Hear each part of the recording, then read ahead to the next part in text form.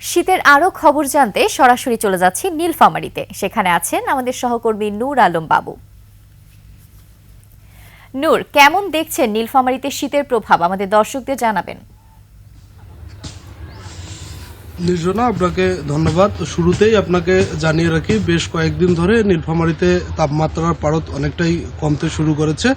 তবে দিনের বেলা যদিও সূর্যের দেখা মিলছে, তবে তেমন উত্তাপ নাই। গত পরশুদিন কিন্তু সারাদিনে সূর্যের দেখা মেলেনি। গতকালকে সূর্য দেখা মিললেও তেমন উত্তাপ নাই। আজকেও পূর্ব আকাশে সূর্য উঁকে দিলেও তেমন উত্তাপ ছড়াচ্ছে না। এখনো কুয়াশা মাখা সকাল রয়ে গেছে। এছাড়াও একটা বিষয় জানিয়ে রাখি, আমরা আজকে আবহাওয়া অফিসের সাথে কথা বলে যেটি জেনেছি, সর্বনিম্ন তাপমাত্রা কিন্তু আজকে রেকর্ড করা হয়েছে 11.1 ডিগ্রি সেলসিয়াস। এখন কিন্তু তাপমাত্রা রয়েছে প্রায় 14 ডিগ্রি সেলসিয়াস। এছাড়াও এই শীতের কারণে হাসপাতালগুলোতে শীতজনিত রোগীর সংখ্যা কিন্তু বাড়ছে। এই কারণে হাসপাতালগুলো কিন্তু অনেকটাই শয্যা সংকটে পড়েছে।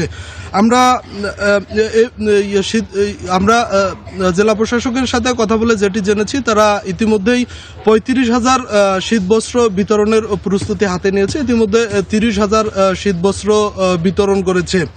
এছাড়াও বিভিন্ন সরকারি বেসরকারি সংস্থাগুলো শীতবস্ত্র বিতরণ করেছে। তবে শীত আসায় চরম বিপাকে পড়েছে নিম্ন আয়ের খেটে খাওয়া মানুষ। আমরা বেশ কয়েকজন রিক্সা চালকের সাথে কথা বলে যেটি জেনেছি, তারা জানিয়েছেন শীত আসার কারণেই কিন্তু তারা যাত্রী পাচ্ছে না, তাদের যে রোজগার অনেকটাই কম। এই ছিল আমার কাছ থেকে সর্বশেষ। নির্জনা।